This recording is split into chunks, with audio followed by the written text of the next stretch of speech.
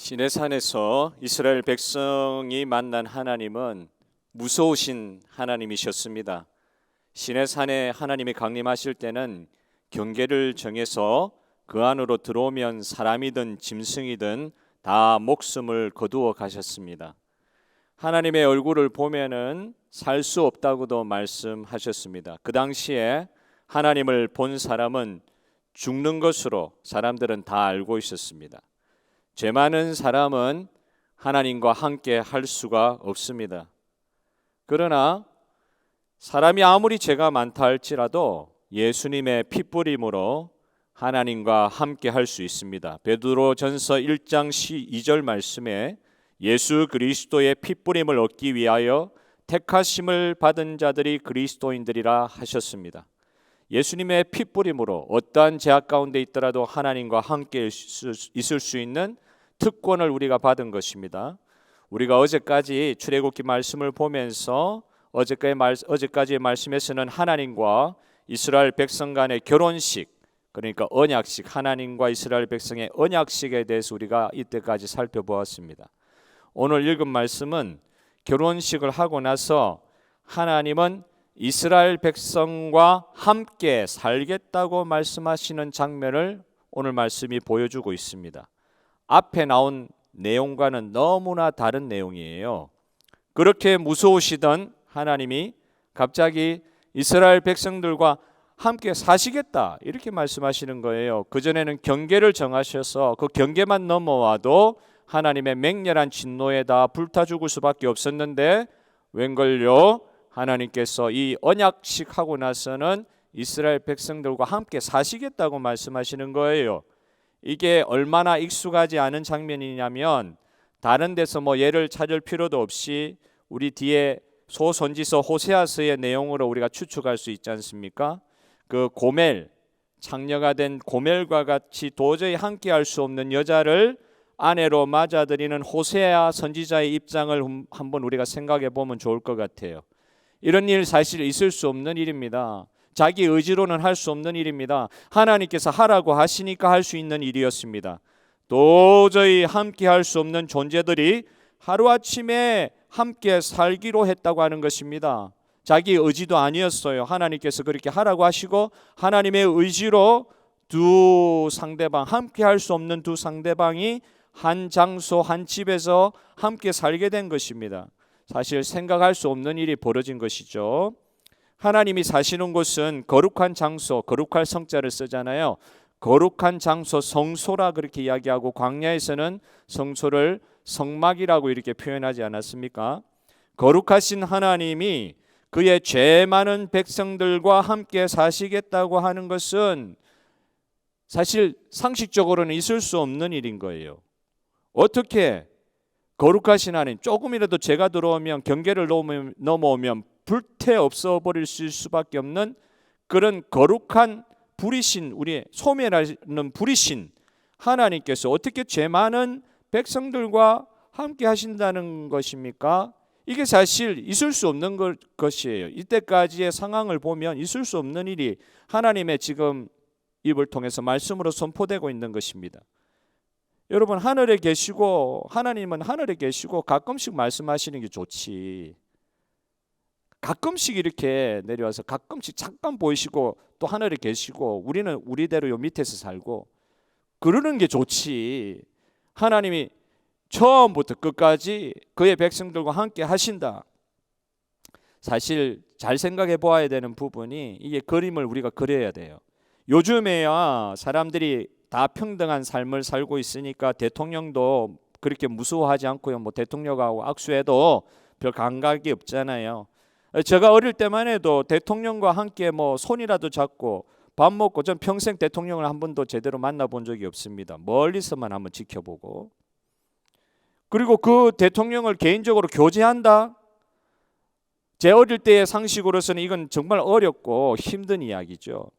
제가 옛날에 한번 방송에 출연한 적이 있었는데요. 방송국 가니까 집에서 방송국으로 볼 때, 방송 TV로 볼 때 보던 사람을 방송국 가가지고 한번 보니까 너무 색다르더라고요. 그 사람하고 이야기도 하고 그 옆에서 한번 악수도 한번 해보고 그렇게 관계를 가지는 게 그게 굉장히 신기했습니다. 특히 어린 마음에 얼마나 흥분이 되었는지 몰라요. 그런데 하물며 대통령, 뭐 영국으로 치면 왕이라 합시다. 대통령과 함께 처음부터 끝까지 계속 산다고요? 왕과 함께 계속 산다는 걸 한번 생각해 보십시오. 이게 사실 쉽지 않아요. 얼마나 불편하고 어려운 상황이겠습니까? 1980년대 초에인가 영국 런던에서 일어난 일입니다. 그것도 어디예요? 영국 런던에 버킹엄 궁이 있죠. 궁궐, 버킹엄 궁궐. 여왕이 이렇게 사는 곳인데 그 버킹엄 궁전을 침입해 가지고 한밤중에 침입해 가지고 영국 여왕이 엘리자베스 여왕이 잠자고 있는 침실까지 어떤 불황당이 30대의 어느 청년이 들어간 그런 사건이 있었어요. 그런데 그 여왕하고 아무도 여왕의 침실에 들어가는 발견을 못한 거예요. 그렇게 국내 대신이나 경찰이 그러니까 몇백 명이 이렇게 싸고 있는데도 그 사람 발견을 못한 거죠. 근데 그 사람이 들어가 가지고 재미난 것은 10분 동안 물리적으로 10분 동안 여왕의 침실에 여왕이 누워 자고 있는 침대에 그냥 걸터 앉아 가지고 여왕과 10분 동안 이야기를 했다는 거예요. 지금 뭐 역사가들은 그때 여왕하고 그 사람이 무슨 이야기 했을까 굉장히 궁금해하는데 그 왕실에서 그걸 정확하게 발표하지 않는다고 그럽니다. 무슨 이야기 했는지 그런 건 발표 안 한다는 거예요. 어쨌든 그 불황당이 영국 여왕을 만나고 싶어가지고 거기 들어가서 10분 동안 자기 인생에 대해서 이야기했는지 뭐 했는지 어쨌든 여왕과 같이 이야기를 했다는 거예요. 런던이 발칵 뒤집혔습니다. 이 일로 런던 경찰국장이 그 자리에서 파직돼 버리죠. 왕은 아무나 만날 수가 없고 만나서도 안 되는 것이죠. 그런데 하나님께서 만왕의 왕이신 하나님께서 죄 많은 인간들과 함께 사시겠다고 말씀하시는 것입니다. 이걸 그냥 쉽게 받아들일 수가 없는 거예요. 그럼에도 불구하고 엄연한 사실이 있습니다. 결혼식을 하고 나면 결혼한 사람들은 반드시 신혼집이 있는 것이 당연하지 않습니까? 아무리 그 전에 원수 같은 사이라 할지라도 만약에 결혼을 하는 상황에 이르러서 결혼을 했으면 그 두 사람 같이 사는 게 맞죠. 결혼했으면 같이 살아야 됩니다. 할렐루야. 결혼하면 같이 살아야죠. 그런 면에서 주님과 상관없는 길을 가면서 주님과 같이 살지 않으면서 주님 믿는다고 이야기할 수 없다는 것입니다. 주님과 함께 동행하고 살지 않는데도 내가 주님과 관계 있는 일을 하는 것으로 예를 들면 주님이 우리의 비즈니스 파트너가 아니신데 흡사 같이 살지 않으면서도 같은 일을 도모하는 비즈니스 파트너처럼 나는 주님의 일을 한다고 그렇게 말한다면 그것은 주님과는 상관없는 그 사람 자기 자신만의 사역인 것입니다. 주님과 같이 동행하여 살지 않으면서 하나님과 진짜 같이 살지 않으면서 살을 맞대고 살지 않으면서 주의 일을 생각하고 주의 일을 한다는 헛된 생각에 사로잡히면 안 된다는 것입니다. 주님과 같이 살면서 주의 일을 해야 될 줄로 믿습니다. 사는 집이 다른데 같이 살지 않는데 결혼한 관계가 될 수가 없는 것입니다. 어떻게 같이 사는 것이 없이 결혼 관계에 있다고 이야기할 수 있습니까? 먼저 주와 동행입니다. 여주 동행, 이 말이 중요한 것이죠. 여주 동행. 주님과 매일 항상 동행하는 이게 주님이 우리와 함께 하신다는 거 우리 삶에서 말할 수 있는 표현할 수 있는 표현이잖아요. 여주 동행한다. 주님과 항상 동행한다. 어떻게든 같이 사는 것이 중요합니다. 단칸방이라도 화려하지 않는 곳이라도 단칸방이라도 일단 결혼의 관계 부부가 되었으면 같이 사는 것이 중요합니다. 이런 식으로 생각하는 것이 불경할 수도 있겠지만은 이해의 편의를 위해서 잠깐 한번 생각해 본다면요. 그 당시 이스라엘 백성과 함께 사시려고 했던 하나님, 구약시대 이스라엘 백성들과 함께 사시려고 하셨던 성전에 거하시면서 함께 이스라엘 백성 가운데 사시는 하나님, 사실 이건 결혼식하고 나서 바로 성막을 만든 것은 신혼의 집에 들어가시는 건데 신혼 기분이 별로 없으셨을 것 같아요. 왜냐하면 이스라엘 백성이 우리와 같은 이스라엘 백성들이 고멜과 같이요 매일 도망이 나가고 엉뚱한 짓만 하고요 다시 도망간 신부를 찾아서 길을 쓰고 신랑이 찾아오면 또 집에 데려다 놓으면 또 도망가 버리고 또 도망가 버리는 그런 존재하고 신혼집에 같이 산다고 생각해 보십시오. 신랑 되신 그분이 얼마나 힘드셨겠어요. 그럼에도 불구하고 하나님은 이스라엘 백성들이 사는 이 누추한 곳에 스스로 들어가시겠다고 지금 선포하고 계신 것입니다. 하나님과 이스라엘의 결혼식은 사실 특별했지요. 동물을 죽여가지고 그 피를 뿌림으로 정결의식을 하고 백성들에게 피를 뿌렸다 그랬지요. 결혼식에 대미를 장식하는 그런 좀 특별한 결혼식이었습니다. 정말 드라마틱한 결혼식이었습니다. 왜 드라마틱합니까? 결혼식과 같은 이 경사에 생명을 죽인다는 것은 사실 상상하기 어려운 일이잖아요. 그 결혼식인데 하나님, 신랑 되신 하나님과 신부된 이스라엘 백성이 언약을 맺는 그런 경사스러운 곳인데 거기서 어느 동물은 죽어나갔던 것입니다. 너무 이게 드라마틱하지 않습니까? 너무 희한한 일이 벌어진 거예요. 하지만 예수님께서 우리와 결혼식을 뜻하는 마지막 성찬의 밤도 이런 신비한 모습을 보여주고 계신 것입니다. 예수님 당신의 생명과 그 백성들을 향한 그 사랑의 관계 회복을 위해서 바꾼 것이잖아요. 그 밤의 마지막 밤의 성찬을 통해서 예수님께서 내 살과 내 피를 먹고 기념하라. 이런 대가를 치르고 결혼의 관계, 신랑과 신부가 새로운 언약의 재갱신의 관계를 맞이하는 맺는 그 언약식, 그 마지막 밤에 그 성찬식을 오늘 우리는 말씀을 통해서 기억하고 있습니다. 그 이후 이제 같이 살 집을 하나님께서 만드시는 그것이 결혼식 이후에 언약식 이후에 같이 살 집을 만드시는 그 내용이 오늘 본문에 설명되고 있는 것입니다. 언약의 예식 후에 이스라엘 백성과 같이 살 집을 꾸미시는 하나님의 이야기가 사실 출애굽기 오늘 25장부터 해가지고 거의 40장까지 이 집 꾸미는 이야기예요. 집을 만드시는 이야기가 대부분의 내용을 차지하고 있어요. 출애굽기 하반부가 그런 내용으로 다 차 있어요. 엄청난 분량으로 아주 세밀하게 이런 것까지 하나님께서 왜 말씀하실까 할 정도의 세밀한 부분까지 하나하나 챙기시면서 성막을 만드시는 하나님의 열심을 볼 수가 있습니다.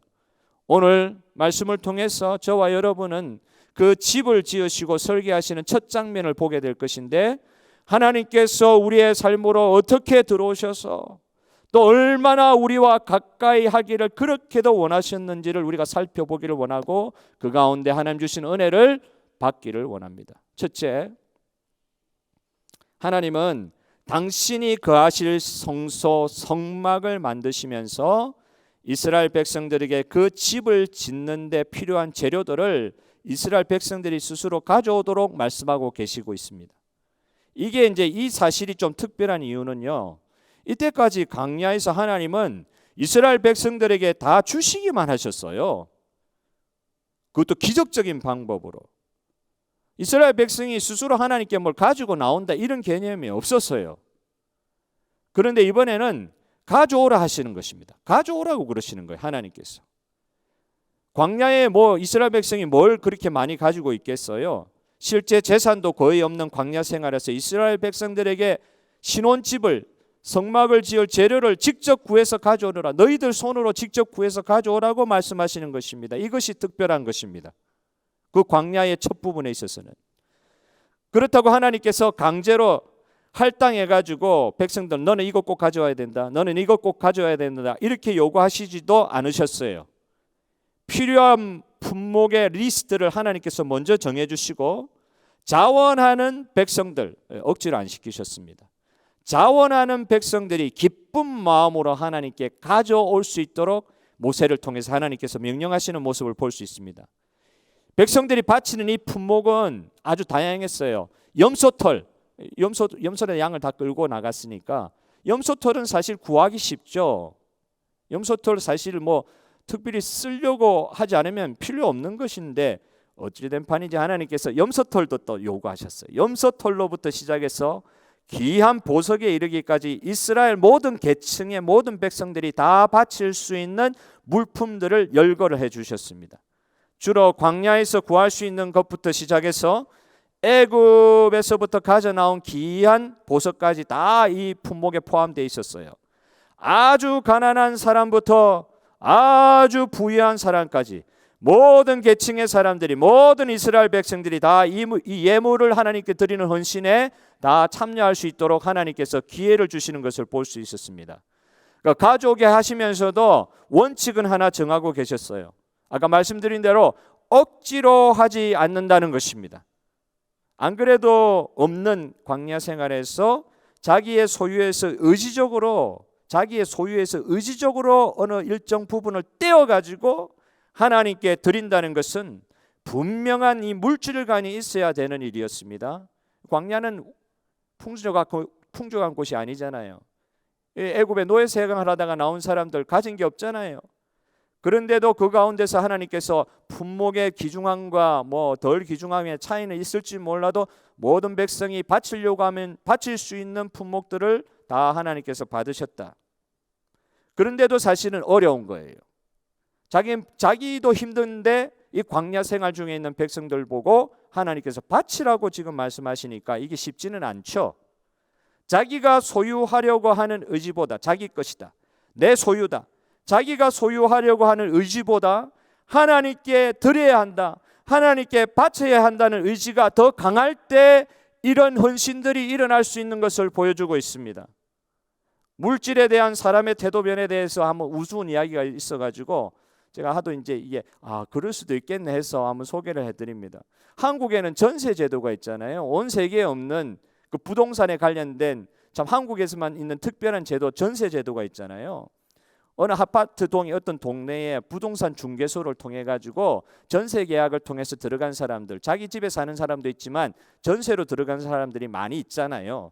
그 전세로 들어간 사람들이 이 나쁜 사기꾼 부동산 중개사한테 걸려가지고 한 사람도 아니고 그 아파트 동에 여러 사람이 전세 사기에 걸린 거예요. 그러니까 실제 아파트 주인은 모르는 상태에서 부동산 중개사가 이 사기꾼이 말하는 거에 그냥 속아가지고 몇 천만 원 싸게 해줄 테니까 빨리 들어오시라고, 몇 천만 원 싸게 해줄 테니까 빨리 들어오시라고 해가지고 전세 사실 큰 목돈이잖아요.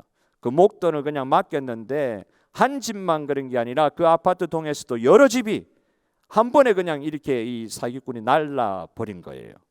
전세 사기를 당한 거예요. 큰 돈을 하루아침에 잃어버린 거죠. 하루아침에 몇 천만 원 단위도 아니고 몇 억 단위를 그냥 하루아침에 잃어버린 거예요. 여러분, 이 사람들이 사기를 당하고 나서 제일 먼저 무엇을 했는지에 대해서 이야기를 해주는데 그 부분이 좀 이거 그럴 수 있겠네. 여러분 무엇 했을 거라고 생각하세요? 그 사기당한 사람들이 하루아침에 그 큰 목돈을 잃어버린 사람들이 무엇을 했을 거라 생각하세요? 변호사를 먼저 샀겠다 그거 말고 뭐 했을 거라고 생각하십니까? 보통 이렇게 전세 들어가신 분들은 먹을 거 안 먹고 아낄 거 아껴가지고 정말 목돈을 만들어서 들어간 케이스인데 이 사람들 중에 차가 없던 사람들이 있었던 거예요. 전세 들어가기 위해서 차도 안 사고 맨날 버스 타고 다니고 지하철 타고 다니는 사람들이 있었는데 이 사기 당하고 나서 이 사람이 제일 먼저 한 게 뭐냐? 차부터 먼저 샀다는 거예요. 사기 당하고 나니까 그렇게 알뜰살뜰 돈을 모아가지고 아껴서 그렇게 목돈을 만들어서 나중에 잘 될 걸 생각하고 이렇게 아파트에 밀어 넣었는데 하루아침에 날아간 거잖아요. 그렇게 아껴서 그렇게 해봤는데 사기를 당해보니까 아무것도 없는 거예요. 자신이 써보지도 못하고 저 사기꾼 좋은 일 내가 했네 하는 그런 후회감이 들어가지고 그 뒤부터는 이 사람들이 그 돈에 대한 씀씀이가 달라졌다는 이야기를 했다는 거예요. 무조건 이제 어떤 목표를 정하고 무조건 아끼는 그런 삶에서 이제는 좀 내 자신을 위해서 이렇게 아끼다가 나중에 또 허무해지면 어떻게 하나? 하나님께서 주신 거 또 그때 잘 쓰는 것도 이게 또 복이다. 이렇게 은혜 받아서 변화될 수도 있는데 어쨌든 간에 무조건 아끼는 그런 삶의 패턴에서 자신을 위해 필요할 때 쓰게 되는 그런 삶의 패턴으로 변화가 되었다는 것이죠. 여기서 우리가 하나 깨닫게 되는 것이 있습니다. 여러분, 이 세상사를 살다 보면은 자신의 것이라 생각하고 자신의 물건이라고 생각하고 물질들을 모은다고 할지라도 이것이 자기가 모아온 것이고 자기가 소유한 것임에도 불구하고 자기가 쓰지 못하게 되는 경우가 많이 있잖아요. 이런 극단적인 예는 좀 그렇다 치고도 이와 비슷한 경우들이 우리 삶에서 얼마나 많이 일어날 수가 있습니까? 자신의 소유라고 하는 이 강박관념에서 이렇게 사람들이 벗어나지 못하고 이후에 좋은 것을 바라면서 이후를 기약하면서 우리가 나름대로의 지혜를 가지고 돈을 버는 방법이라면 뭐든지 다 쓰면서 열심히 사용할 거 사용하지 않고 아낄 거 아끼면서 다 이렇게 모아놨는데 그 물질 자기 힘으로 자기의 것으로 제대로 사용도 하지 못하는 때가 많이 있을 수 있다는 것입니다. 자기 자신에게조차 인색함으로 살려고 할 때 어떨 때면 보면 하나님, 우리가 믿는 하나님과 우리 주변에 있는 이웃에게는 얼마나 또 인색할 수밖에 없겠어요. 자기 자신한테도 인색한데 하나님이 주신 것을 하나님께 돌려드리는 지혜로운 헌신자로 이스라엘 백성들이 이 시간 쓰임 받는 것처럼 저와 여러분에게 주신 것들을 하나님 것으로 인정하고 하나님께서 우리에게 맡겨주신 것으로 인정하고 이것을 우리의 것이라 생각하지 말고 우리의 것이라 생각하면서 실패하는 자리에 들어가지 말고 언제든지 우리 소유에 있어서 물질관에 있어서 이것은 하나님께서 우리로 하여금 맡기신 것이고 우리로 하여금 사용하라는 것이고 하나님의 나라의 영광을 위해서 사용하라고 하신 하나님의 청지기로서 우리에게 맡기신 것, 그것 내 소유가 아니라 하나님의 소유라는 것을 인정하고 우리 아버지 하나님께 믿음으로 먼저 넓게 팔을 벌리고 하나님이 우리의 삶을 또한 책임져 주시는 것을 경험할 수 있는 오늘 우리의 헌신의 삶이 되기를 주님의 이름으로 축복합니다.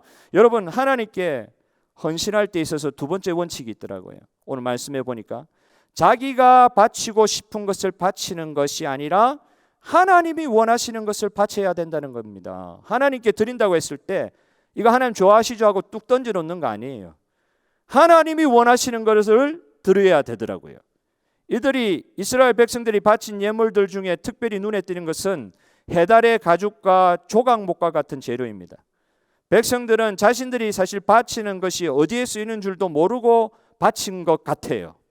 해달의 가죽이 이 광야에서 도대체 해달의 가죽이 어디에서 쓰일지 모르고 일단 바치라고 하니까 바치는 것입니다. 그렇지만 하나님께서 성막을 다 만드신 후에 그들이 왜 이것을 바쳐야 했는지 알게 되는 것이죠. 하나님께서 쓰시도록 바치는 것은 반드시 하나님이 원하시고 하나님이 이후에 이르실 반드시 결과되어질 줄 여러분 믿어야 될 줄로 믿습니다. 모든 것을 다 이해하고 바치는 것은 아니더라고요.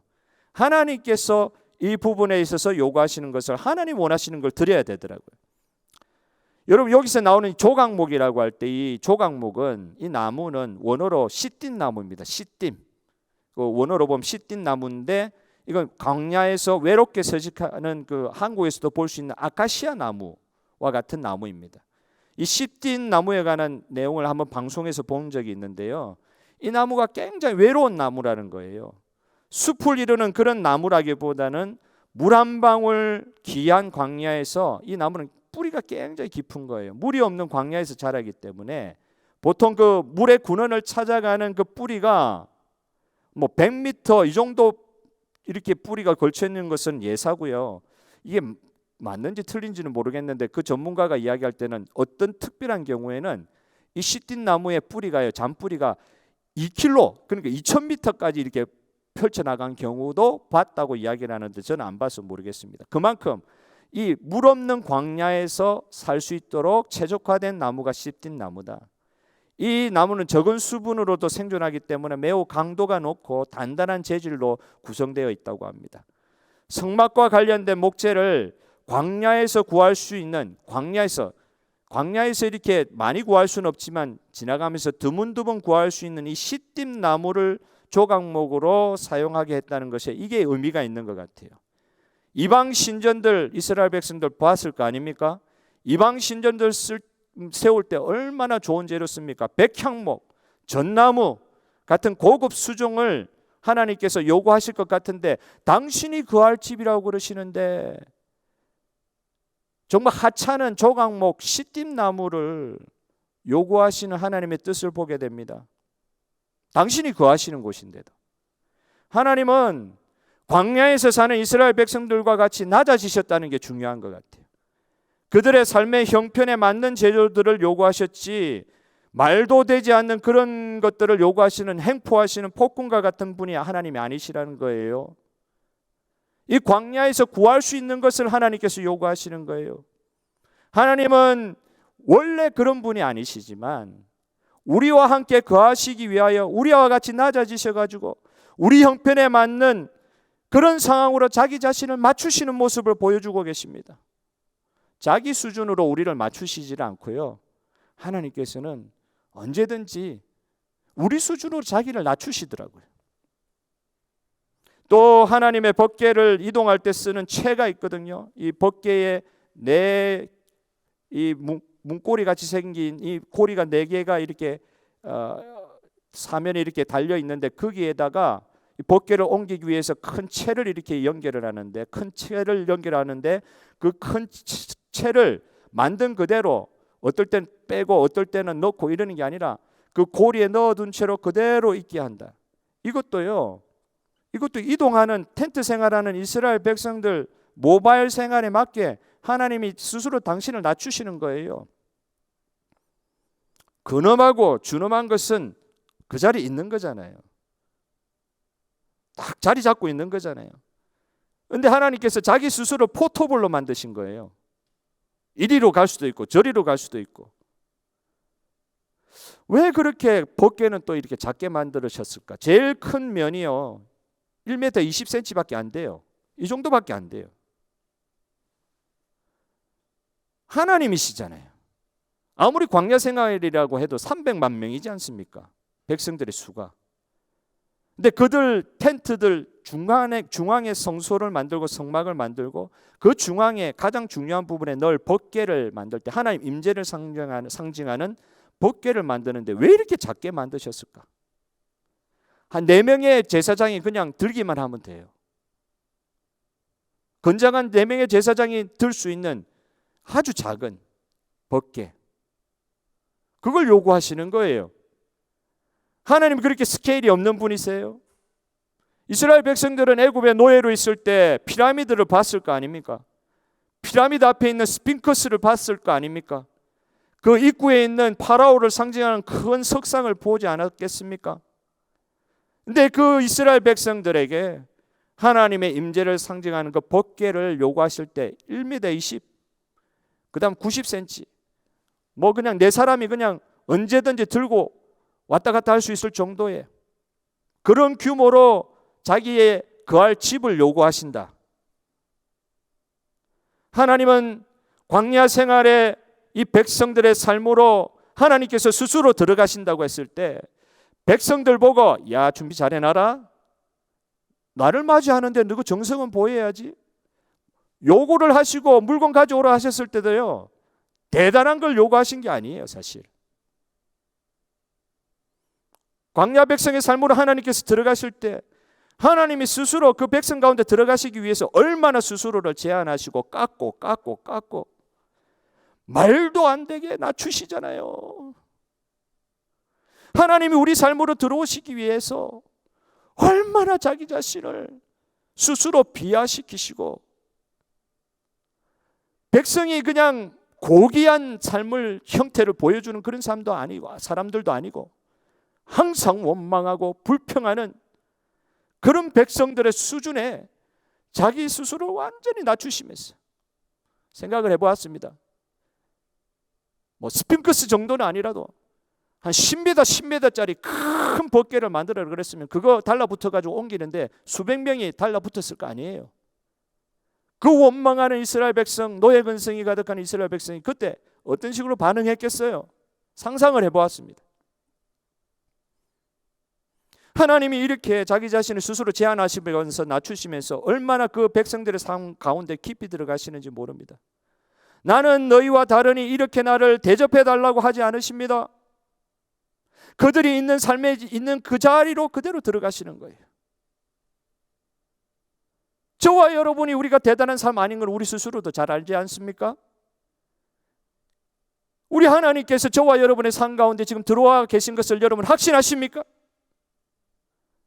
성령으로 말미암아 그 천지의 주제이신 하나님께서 우리의 이 장막집에, 이 허술한 장막집에 거하기도 기뻐하셔서 저와 여러분 가운데, 우리 가정 가운데 와 계시다는 거, 와 계시고 계시다는 이 사실 자체에 대해서 여러분 감격해 보셨습니까?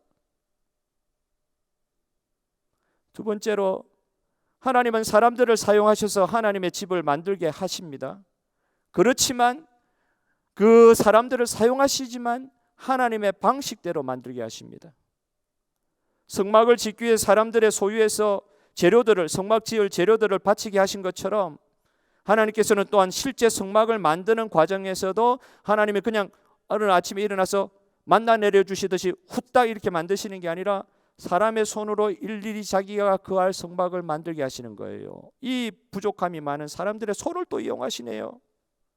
나중에도 살펴보겠지만 이 작업을 할 수 있는 부살렐과 올리앗과 같은 장인도 쓰시지만 중요한 것은 너희들이 너희 기술로 만드는 것이 아니라 반드시 내가 너에게 보이는 모양대로 장막을 지으라고 말씀하십니다. 오늘 9절의 말씀처럼 하나님이 설계도를 주신 대로 만들어야 된다.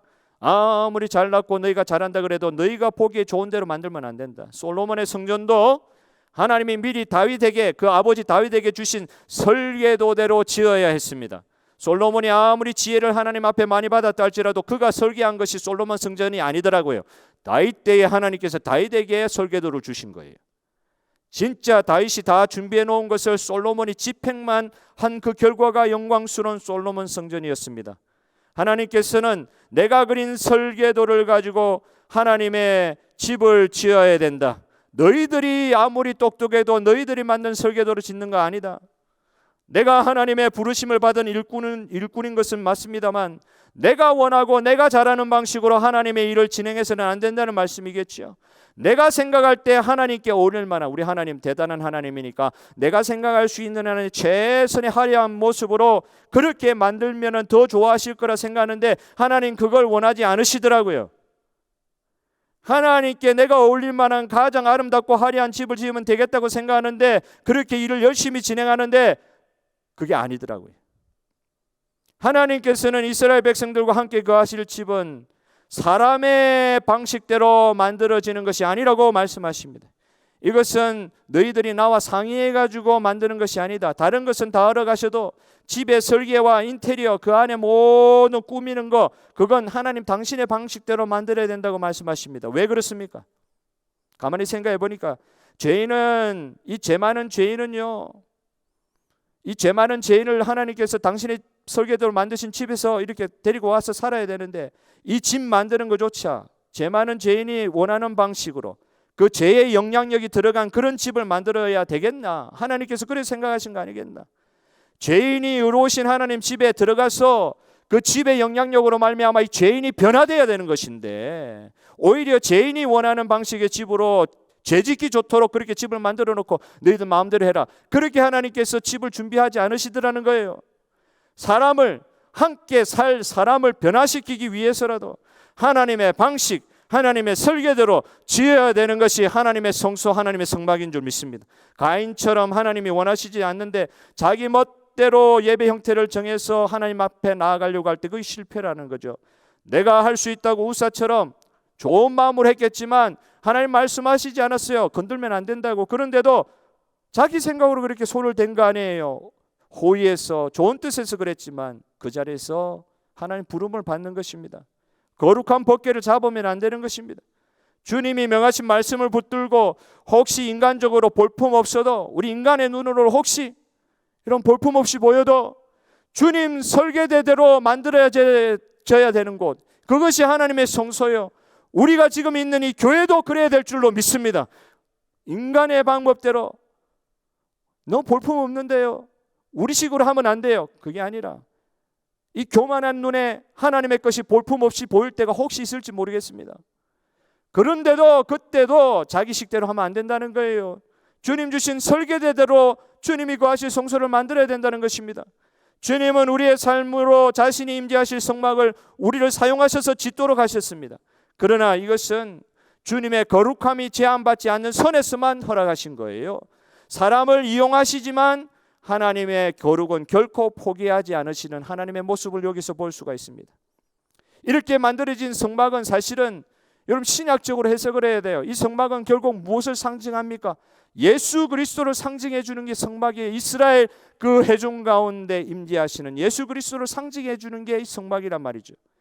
예수 그리스도께서 그의 사랑하시는 백성 가운데 거하시는 상징으로서 광야 시대의 성막을 만들게 하신 것입니다. 앞으로 이후에 몇 천 년 후에 있을 일이지만 하나님께서 인류를 어떻게 구속할지에 대한 모형을 성막을 통해서 보여주시는 것입니다. 예수님은 무한하신 분인데 유한하기 이를 데 없는 정말 우주의 찌꺼기 같은 미약한 사람들의 예물과 재주에 스스로 당기시기를 원하셨던 그것이 성육신 아니셨습니까? 예수님은 왜 이렇게 초라하게 지구에 오셨습니까? 사람의 일반적으로 생각하는 방식으로 우리 가운데 거하시지 않으셨던 거예요. 예수님께서는 일반적인 상식으로도 그럴 수가 없는데 그런 방식으로 오셨던 거예요. 이왕 오실 김에 왕으로 오시지 않으셨어요? 왜 주님? 일국의 왕으로나마라도 오시면 됐잖아요, 주님. 뭐 그 정도는 아니더라도 우리가 생각할 때 보통 평범한 사람 정도의 위치에서 오셨으면 안 됐어요? 왜 하필 동물들이 밥 먹는 여울통에 오셨어요? 구유에 누우셨어요. 인간의 평범함마저 거부하시고 인간 가운데서도 그렇게 사람 취급도 못 받으시면서 가장 낮게 오신 이유가 무엇일까 생각해 봅니다. 분명한 것은 하나님의 구원의 방법은 우리 사람들의 원하는 방법과는 다르다는 거예요. 하나님이 이를 통해 이루시는 것은 우리의 구원이셨어요. 하나님이 뭐 드러나기를 원하시는 게 아니셨어요. 우리의 구원을 위해서 그렇게 오신 거예요. 하나님이 우리를 사랑하셔서 베푸시는 구원은 우리의 방식이 아니라 하나님의 방식으로 이루어지는 줄 믿습니다. 그래서 저와 여러분 같은 사람이 죄로 말미암아 죽을 수밖에 없는데 하나님의 백성 된 거예요. 할렐루야. 주님의 방식이셨기 때문에 이런 일이 벌어질 수가 있었던 것입니다. 마지막으로 성막이 존재하는 이유는 결국 하나님의 임재를 상징하는 법궤에 있다는 것을 우리가 이 본문을 통해서 발견할 수 있어요. 그리고 이 법궤의 제작을 성막 설계도의 제일 첫 부분에 오늘 말씀에 놓으시고 계십니다. 왜? 가장 중요하기 때문에 가장 처음 말씀하시는 거예요. 아까 말씀드린 것처럼 성막이 이스라엘 백성 가운데 있는 예수님을 상징한다면, 앞으로 오실 메시아를 상징한다면, 이 성막의 가장 중심되는 부분에 안치될 이 법궤, 특별히 법궤의 뚜껑이 있죠. 법궤가 이 밑에 사각 상자도 있지만 그 위에 뚜껑이 이게 특별했어요.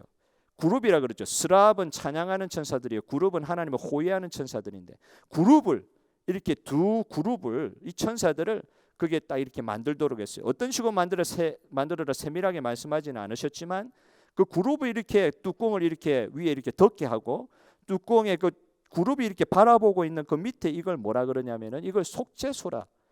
영어로 하면 mercy seat, 하나님의 은혜가 임하는 곳, 속죄소. 시온자, 시온소, 교회 이름이 시온소 교회 많죠. 시온소, 하나님의 은혜가 임하는 곳으로서 이 법궤 뚜껑을 특별히 만들라고 그러셨어요. 이 속죄소란 말이 천사가 바라보고 있는 이 법궤 뚜껑의 그 중간 부분을 속죄소라고 이야기하셨는데, 이 속죄소라고 왜 부르게 하셨는가? 이 조그만 장소, 아까 1m 20도 안 된다 그랬죠. 몇십 센치 되는 이 조그만 장소가 하나님이 임재하셔서 이스라엘 백성 가운데 말씀하시는 부분으로 딱 지정을 하신 거예요. 엄청난 뭐 무슨 제단에 이렇게 하신 게 아니라 하나님이 어디 임하시냐? 그룹들이 경배하고 바라보고 있는 법궤의 이 뚜껑 부분의 그 중앙 부분, 몇십 센치, 평방 몇십 센치 되는 아주 작은 부분, 그게 하나님의 은혜가 임한다는 거예요. 하나님의 말씀이 임한다는 거예요. 사실 이 속죄소는 법궤의 뚜껑 부분으로 하나님의 율법, 하나님의 말씀의 돌판이 그 밑에 상자 안에 들어갈 거 아닙니까? 하나님의 율법의 말씀이 들어가는데 그걸 뚜껑으로 덮는 부분으로 역할을 하고 있는 것이에요. 하나님의 공의의 말씀, 하나님의 말씀의 거룩한 어미하심을 이 뚜껑이, 천사가 그룹이 이렇게 덮고 있는 이 뚜껑이 그 하나님의 율법의 말씀을 덮는다고 할 때 그 덮는 의미도 있습니다. 그리고 동시에 아까 말씀드린 대로 이 뚜껑의 중앙 부분이 뭘 의미하냐? 하나님의 은혜, 하나님의 말씀이 임재하는 하나님 임재가 있는 장소로서. 그래서 많은 학자들이 그 mercy seat이 뭐를 이야기하느냐? 우리 주 예수 그리스도의 십자가의 대속을 의미한다. 하나님의 은혜가 그 가운데 임했다. 피를 뿌려도 거기 뿌려야 되는 거예요. 그리스도의 십자가상에서 하나님의 거룩하심과 하나님의 공의와 하나님의 그에 반한 사랑과 우리를 향한 지극한 은혜가 만나는 곳이 십자가이듯이 이 멀시시, 이 속죄소, 이 법궤의 뚜껑 부분, 이 중요한 이 중앙 부분이 무엇을 지금 상징하느냐? 하나님의 거룩하심을 만족시키고 동시에 우리를 생명과 같이 사랑하여 주시는 은혜를, 예수 그리스도의 은혜를 나타내 주는 것이 이 십자가인데, 이 십자가를 상징하는 것이 이 멀시시 시온자 속죄소라는 것입니다.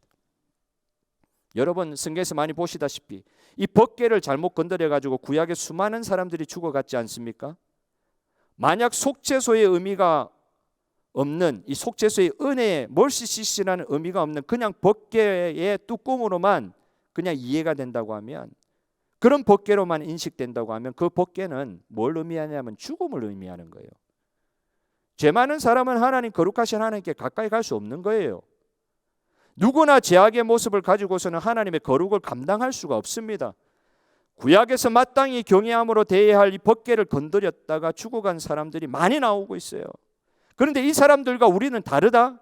오늘 신약 시대를 살아가는 저와 여러분은 그 사람들과 다르다? 그럴 수는 없을 것 같아요. 여러분, 저와 여러분도 사실은 주님의 거룩함 앞에서는 죽어 마땅한 죄인입니다. 그 사람들은 재수 없어서 죽은 게 아니라, 우리는 어디 가든지 살 수 있는 게 아니라 하나님의 거룩 앞에 드러나면 우리는 마땅히 죽어야 될 죄인입니다. 그렇지만 주님의 보혈의 공로를 상징하는 이 속죄소 시온자의 은혜가 그 법궤의 윗부분을 딱 덮고 있는 거예요. 그 시온자가 있기 때문에, 속죄소가 있기 때문에 우리는 하나님의 임재 가운데서도 살 수가 있는 것입니다. 이 작은 몇십 평방 밑에 이 장소에, 몇십 평방 센치의 이 장소에 우주와 같은 하나님의 놀라운 은혜가 담겨 있습니다. 이런 신비를 예수 그리스도의 이 땅 가운데 오심을 통해서 우리가 믿게 된 것이고, 하나님의 성막을 통해서 오늘 우리와 함께 하시길 기뻐하신 하나님, 이 속죄소를 통해서 하나님이 임재하심으로, 우리와 함께하여 주심으로 오늘 저와 여러분이 하나님과 교제하는 자리, 하나님과 살 수 있는 자리, 하나님과 영원토록 동행하는 자리에 살 수 있는 특권을 받은 것입니다. 예수님 때문에 이 일이 가능한 줄로 믿습니다. 예수님 때문에 이런 일이 가능해졌는데, 하나님과 동행하는 그 기쁨이 예수님으로 말미암아 이 가능해진 것에 대한 감사들이 우리 가운데 있어야 될 줄로 믿습니다. 하나님이 얼마나 철저하시고 세밀하게 우리의 구원을 위해 준비하셨는지 오늘 성막 만드시고 법궤 만드시고 이 성막의 제작 과정을 보면은 우리가 조금은 알 수 있을 것 같아요. 광야 성막에서 하나님께서 우리를 위해 얼마나 스스로 자기를 제한하시고 비천하게 되셨습니까? 우리를 가까이 하시기 위해서, 우리와 동행하시기 위해서, 우리와 함께 살시기 위해서 얼마나 자신을 스스로 내어주셨습니까? 우리를 위해 얼마나 세밀한 사랑을 하나하나 이 하나님의 집 만드는 제작 과정을 통해 보여주고 계십니까? 하나님께서 우리를 위해 미리미리 몇천 년 전부터, 아니요 아담과 하와가 범죄하는 그 순간부터, 아니요 그 이전부터 하나님이 우리를 위해서 미리미리 얼마나 많은 것을 준비하셨습니까? 우리의 구원을 위해, 죽을 수밖에 없는 우리의 구원을 위해 얼마나 장엄하면서도 정말 신비하면서도 극히 세밀하게 우리의 구원 계획에 스스로 참여하고 계십니까? 누가 우리를 위해서 이렇게 생각해 주는 존재가 있습니까? 우리 부모님들 이렇게 우리의 장래를 위해서 계획하실 수가 있으십니까? 우리의 자녀들을 위해서 우린들 이렇게 하나님처럼 이렇게 우리를 위해서 준비해 줄 수 있겠습니까? 우리가 아무리 아끼는 사람이라도 그렇게 할 수가 있겠습니까? 우리 주 하나님께서 예수님을 통해서 우리에게 보여주신 그 사랑으로 말미암아 오늘 예수님께서 저와 여러분 가운데 와 계시는 걸 여러분 믿으십니까? 그 예수 그리스도의 영으로 말미암아 하나님과 동행하는 삶의 기쁨을 여러분 누리고 계십니까? 우리의 삶이 곧 하나님이 임마누엘 하시는 삶의 현장이 되게 하여 주시고, 주님과 동행하는 가운데 진정한 하나님 주시는 지복의 행복을 누릴 수 있는 저와 여러분 오늘 잊어버리지 말고 우리 안에 와 계시는 우리의 삶으로 와 계시는 하나님과 동행하는 삶을 통하여 이 세상에서 승리하는 저와 여러분 되시기를 주님의 이름으로 축복합니다. 다 같이 211장 찬송 부르면서 저와 여러분 하나님 앞에 헌신을 올려드리도록 하겠습니다. 211장